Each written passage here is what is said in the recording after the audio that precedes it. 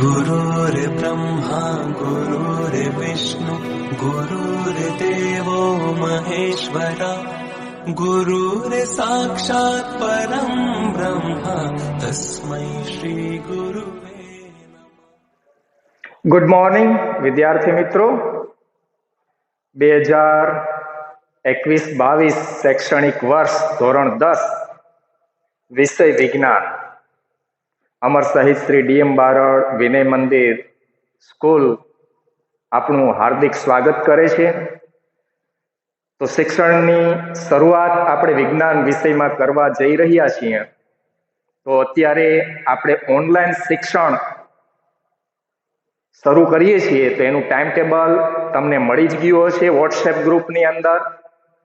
અને એ વોટ્સએપ ગ્રુપની અંદર જે ટાઈમ ટેબલ તમને મળ્યું છે એની અંદર જે વિષયના લેક્ચર જે સમયે હોય જે વારે હોય એ અચૂક નિહાળવા અને ઓનલાઈન શિક્ષણ જે કંઈ પણ ચાલે છે એ દરેક શિક્ષકો દ્વારા ખૂબ જ મહેનતથી સારી રીતે એ લેક્ચર તૈયાર કરવામાં આવે છે, જેથી કરીને તમને સરળતાથી એનો અભ્યાસ કરી શકો। તો આ લેક્ચરો ચૂક નહીં કરવાના, અચૂક જોવાના અને એમાં જે કંઈ પણ હોમવર્ક આપવામાં આવે એ હોમવર્ક પણ અચૂક કરવાનું છે। દરેક વિષયની એક પાકો ચોપડો, ફૂલસ્કેપ ચોપડો આપણે બનાવવાનો છે। જે તે વિશે શિક્ષક તમને ગાઈડલાઈન આપશે જ, એ પ્રમાણે તમારે ઓનલાઈન હોમવર્ક છે એ કરતું રહેવાનું છે। તો ધોરણ 9માં તમે બધા માસ પ્રમોશનના કારણે તમે ધોરણ 10ની અંદર પ્રવેશ કર્યો છે, પણ તમને ખ્યાલ નહીં હોય વિદ્યાર્થી મિત્રો કે તમે ભલે વાર્ષિક પરીક્ષા નથી આપી તેમ છતાં તમારું પરિણામ તૈયાર થયું છે।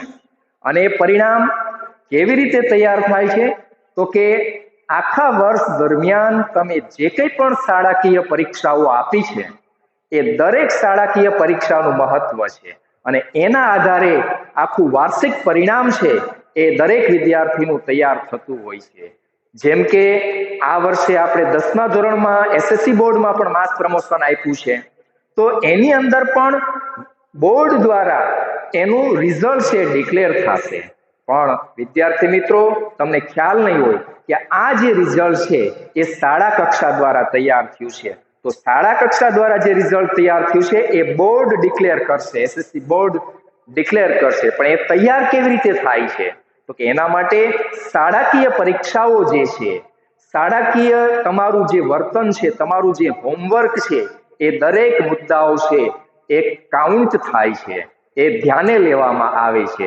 એટલે મિત્રો ખાસ તમને કહું છું, જે કંઈ પણ અભ્યાસક્રમ ઓનલાઈન ચાલે અથવા તો જો ઓફલાઈન શરૂ થશે શાળા કક્ષાએ તો એ દરેક અભ્યાસક્રમ જે છે એનું રેગ્યુલર તમારે હોમવર્ક કરવું પડશે અને એની તૈયારી કરે અને જે કંઈ પણ પરીક્ષાઓ એ પછી ઓનલાઈન હોય કે ઓફલાઈન હોય એ તૈયારી સાથે આપણે પરીક્ષાઓને મહત્વ આપવું પડે।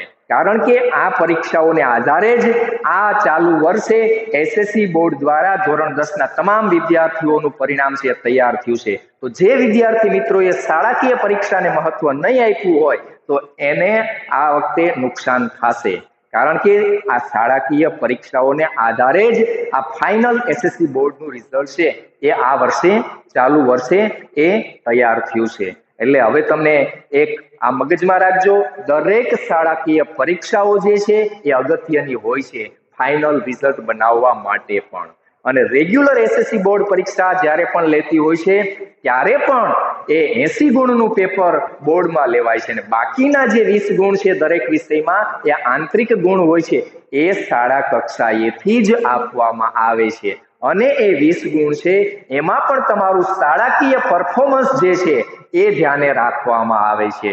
એટલે તમને નમ્ર વિનંતી છે કે તમે જ્યારે ધોરણ 10ની શરૂઆત કરવા જઈ રહ્યા છીએ ત્યારે આ શાળાકીય જે કંઈ પણ પરીક્ષાઓ છે એને મહત્વ આપવાનું છે, બરાબર તૈયારી કરવાની છે। ધોરણ 10 એ તમારા માટે એક નવો યુ-ટર્ન લઈને આવશે, કારણ કે ત્યાંથી જ બધા દરવાજા છે શિક્ષણના જુદા જુદા જે પાંખો છે એસએસસી બોર્ડ એસએસસી ધોરણ 10 પછી ખુલતી હોય છે, એટલે ધોરણ 10 નું આ રીતે મહત્વ છે. જે અત્યાર સુધી તમે 1 થી 9 ધોરણ જે અભ્યાસ કર્યો એની સરખામણીએ ધોરણ 10 નું કંઈક વિશેષ મહત્વ રહેલું છે. તો આપણે વિષય વિજ્ઞાનની આપણે હવે વાત કરીએ તો વિષય વિજ્ઞાનમાં ઓનલાઈન શિક્ષણની જ્યારે આપણે વાત કરીએ છીએ તો આપણે અઠવાડિયાની અંદર 2 લેક્ચર આવશે.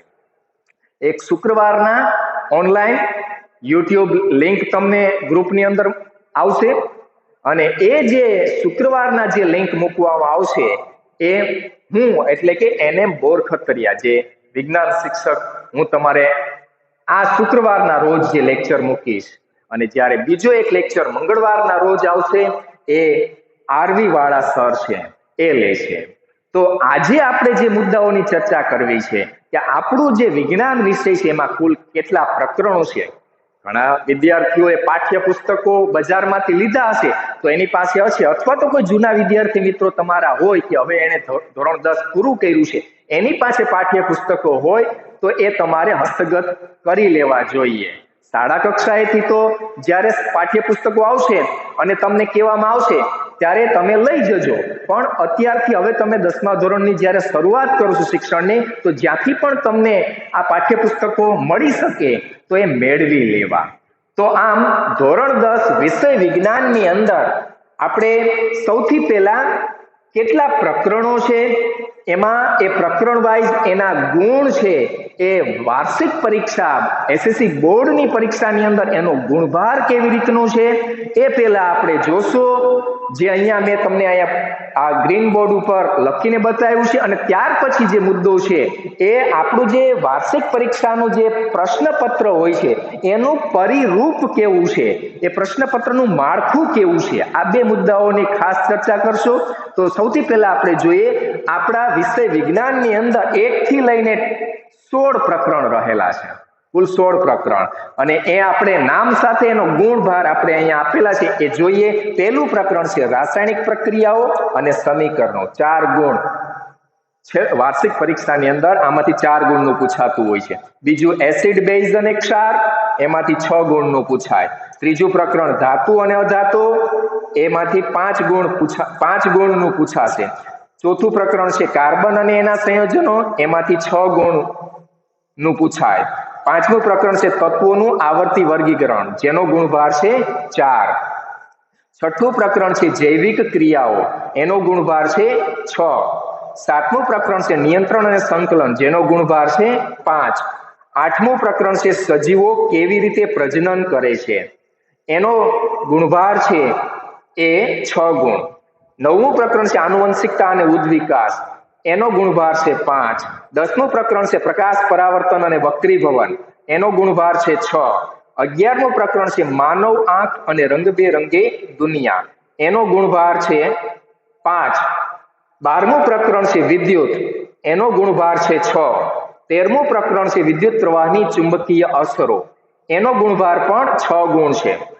14મું પ્રકરણ છે ઉર્જાના સ્ત્રોતો, એનો ગુણભાર છે 4 ગુણ. 15મું પ્રકરણ છે આપણું પર્યાવરણ, એનો ગુણભાર છે 3 ગુણ. અને 16મું પ્રકરણ છે નૈસર્ગિક સ્ત્રોતોનું ટકાઉ પ્રબંધન અથવા તો વ્યવસ્થાપન, એનો ગુણભાર છે 3 ગુણ.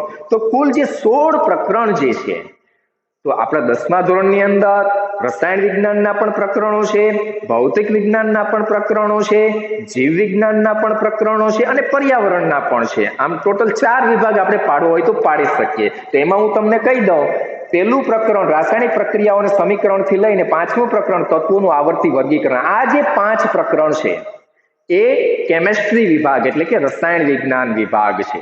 ત્યાર પછી 6થું પ્રકરણ છે જૈવિક ક્રિયાઓ, ત્યાંથી લઈ અને માનવ આંખ અને આનુવંશિકતા અને ઉદ્વિકાસ. ફરીથી બોલું, 6થું પ્રકરણ જૈવિક ક્રિયાઓ, 7મું નિયંત્રણ અને સંકલન, 8મું સજીવો કેવી રીતે પ્રજનન કરે છે, 9મું આનુવંશિકતા અને ઉદ્વિકાસ. આ જે પ્રકરણો છે 6, 7, 8 ને 9 એ બાયોલોજી એટલે કે જીવ વિજ્ઞાન વિભાગ છે આપણા ટેક્સ્ટ બુકની અંદર, આપણા પાઠ્યપુસ્તકમાં 10મા ધોરણ વિષય વિજ્ઞાનમાં. અને ત્યાર પછી 10મું જે પ્રકરણ છે પ્રકાશ, પરાવર્તન ને વક્રીભવન, ત્યાંથી લઈ અને 14મું પ્રકરણ ઉર્જાના સ્ત્રોતો ત્યાં સુધી છે એ છે ફિઝિક્સ એટલે કે ભૌતિક વિજ્ઞાન. અને છેલ્લા 2 પ્રકરણ છે આપણું પર્યાવરણ અને નૈસર્ગિક સ્ત્રોતોનું ટકાઉ પ્રબંધન, એ 2 પર્યાવરણ વિભાગ છે. તો આમ આ રીતના વિભાગ આપણે પાડવો હોય તો પાડી શકીએ છીએ. હવે વિદ્યાર્થી મિત્રો, જ્યારે આપણે પ્રકરણની શરૂઆતનો અભ્યાસ શરૂ કરશું નેક્સ્ટ ટાસ્કથી, તો એમાં તમને હોમવર્ક પણ આપવામાં આવશે.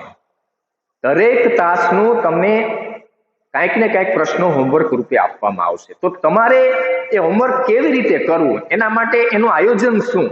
તો એના માટે તમારે એક 200 પેજનો ફૂલસ્કેપ ચોપડો લેવાનો છે. અને આ 200 પેજનો ફૂલસ્કેપ ચોપડો લઈ એમાં તમને મેથેમેટિક્સ એટલે કે ગણિતમાં જે જેડી કમાણી સરે જે રીતે ચોપડાની અંદર કેવી રીતે નામ લખવું, વિષયનું નામ, સ્કૂલનું નામ, આ બધું જ વિગત લખવાની છે પહેલા પેજ ઉપર. પછી અનુક્રમણિકા બનાવવાની છે. તો અનુક્રમણિકામાં ક્રમ, ત્યાર પછી પ્રકરણનું નામ, એ કઈ તારીખે શરૂ કર્યું એ તારીખ લખવાની છે, શિક્ષકની સહી આવશે, એક ગ્રેડનું ખાનું આવશે ને એક નોંધનું ખાનું આવશે. જે રીતે કમાણી સરે ગણિત જે તાસ હતો ગઈકાલે એમાં જે રીતે તમને અનુક્રમણિકા બનાવવાનું કીધું છે એ જ રીતે આપણે આમાં પણ વિજ્ઞાન વિષયના ચોપડામાં પણ અનુક્રમણિકા બનાવવાની છે. પણ એક બાબત આપણે અહીંયા ધ્યાન એ રાખવાની છે કે 200 પેજનો જે ફૂલસ્કેપ ચોપડો છે એમાં 2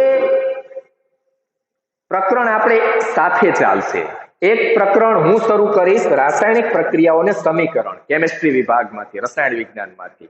અને મંગળવારે જે બીજો તાસ જે વિજ્ઞાનનો આવશે એમાં આરવી વાળા સર જે પ્રકરણ લેશે એ 10મું પ્રકરણ પ્રકાશ, પરાવર્તન અને વક્રીભવન લેશે. તો આ બંને પ્રકરણના હોમવર્ક તમારે આવશે.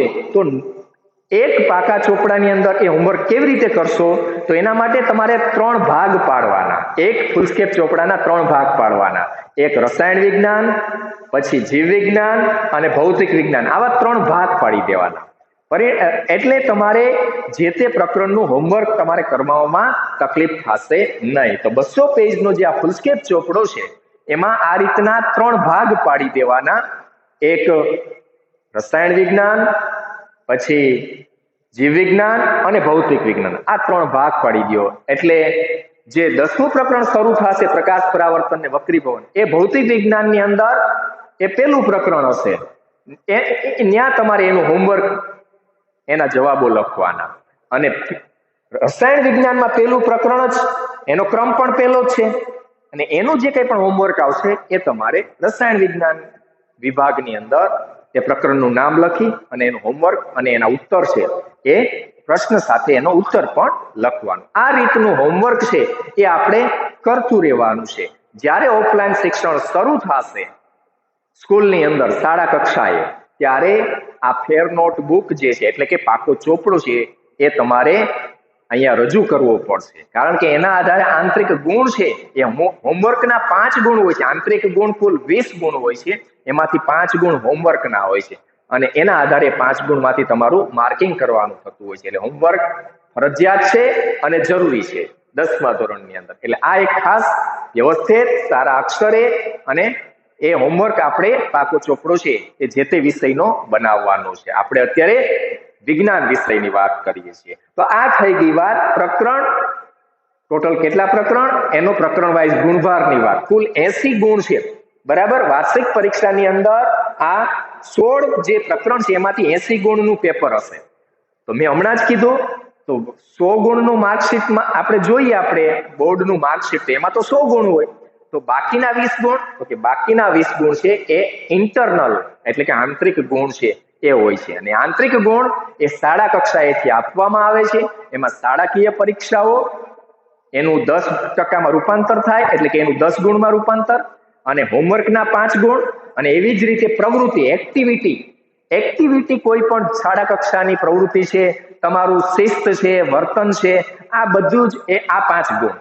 એટલે 5 + 5 + 10 એટલે ટોટલ 20 ગુણ છે એ આંતરિક ગુણ છે એ શાળા કક્ષાએથી બોર્ડને મોકલવામાં આવે અને ઈ આ 80 ગુણમાં ઉમેરાય. 80+20 એટલે 100 ગુણનું તમારું માર્કશીટ છે એ એસએસસી બોર્ડ દ્વારા છે ડિક્લેર થતું હોય છે. તો શાળા કક્ષાએથી 20 ગુણ છે એ અગત્યના હોય છે અને એનું વિભાજન મેં હમણાં તમને કીધું. એટલે હવે તમારે એ ધ્યાન રાખવાનું છે, નિયમિત રહેવાનું છે, હોમવર્કની અંદર, શિસ્તમાં, સ્વચ્છતામાં, આ દરેક બાબતનું આપણે ધ્યાન રાખવાનું છે અને એ રીતે આપણે અભ્યાસ કરવાનો છે.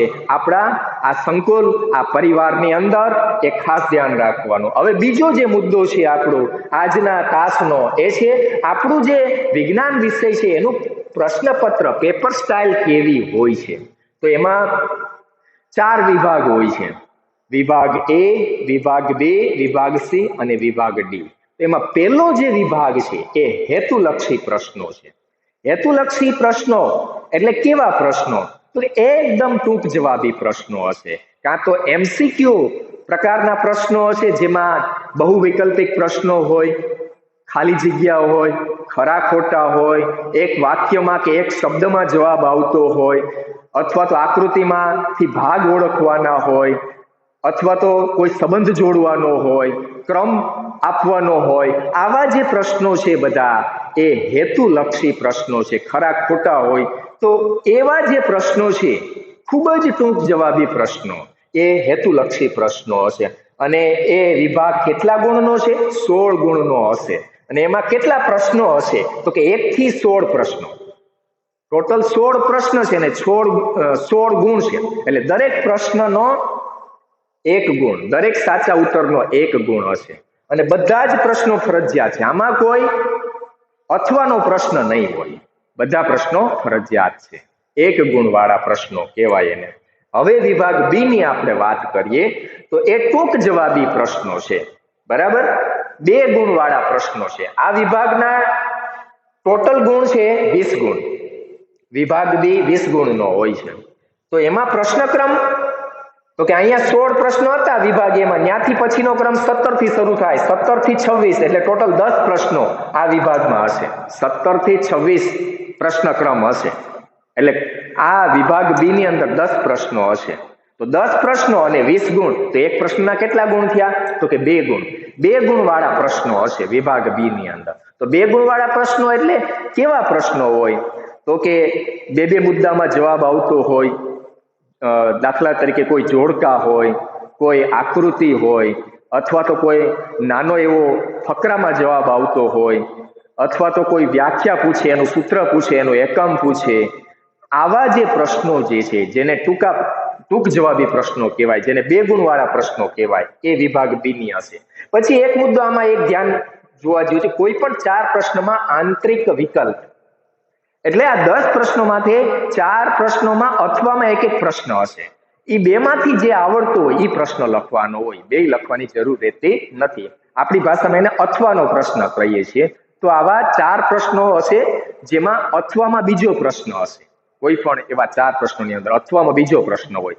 તો એ 2 માંથી જે આપણને સારો આવડતો હોય, સાચો આવડતો હોય, એ આપણે પસંદ કરવો જોઈએ જવાબ પેપરમાં લખવા માટે. તો આ થઈ ગઈ વાત વિભાગ બી ની. હવે એ જ રીતે વાત કરીએ વિભાગ સી, જેમાં પણ મુદ્દાસર ટૂંકા પ્રશ્નો હશે. અને આ વિભાગ 24 ગુણનો છે વિભાગ સી. અને એમાં પ્રશ્નનો જે ક્રમ છે એ 27 થી 34. જો અહીંયા વિભાગ બી માં છેલ્લો પ્રશ્નક્રમ 26 હતો, તો અહીં 27 થી સ્ટાર્ટ થશે અને છેલ્લો પ્રશ્ન વિભાગ સી માં 34 નો હશે. એટલે ટોટલ 8 પ્રશ્નો વિભાગ સી ની અંદર હશે. 8 પ્રશ્નો અને 24 ગુણ, એટલે કે દરેક પ્રશ્નના 3 ગુણ. 3 ગુણ વાળા પ્રશ્નો. અને 3 ગુણ વાળા પ્રશ્નો એટલે દાખલા તરીકે તમને કોઈ તફાવત પૂછે તો ઓછામાં ઓછા 3 મુદ્દામાં તફાવત હોય, અથવા તો કોઈ ટૂંકનોંધ પૂછે તો ઓછામાં ઓછા 6 મુદ્દા હોય. આવા જે પ્રશ્નો છે કે કોઈ નાનો એવો કોઈ પ્રયોગ હોય, એનું વર્ણન હોય, કોઈ ટૂંકનોંધ હોય, આવા જે પ્રશ્નો છે એ બધા પ્રશ્નો 3 ગુણ વાળા પ્રશ્નો છે. અને એ પ્રશ્નો આ વિભાગ સી ની અંદર હોય છે. અને એમાં પણ કોઈ પણ 3 પ્રશ્નમાં આંતરિક વિકલ્પ હોય છે. તો 8 પ્રશ્નોમાંથી 3 પ્રશ્નો એવા હશે કે જેના બદલામાં એક બીજો અથવામાં પ્રશ્ન આપ્યો. એટલે એ 2 માંથી જે સારો આવડતો હોય એ આપણે જવાબ પેપરમાં લખવાનો હોય. આ થઈ ગઈ વાત વિભાગ સી ની.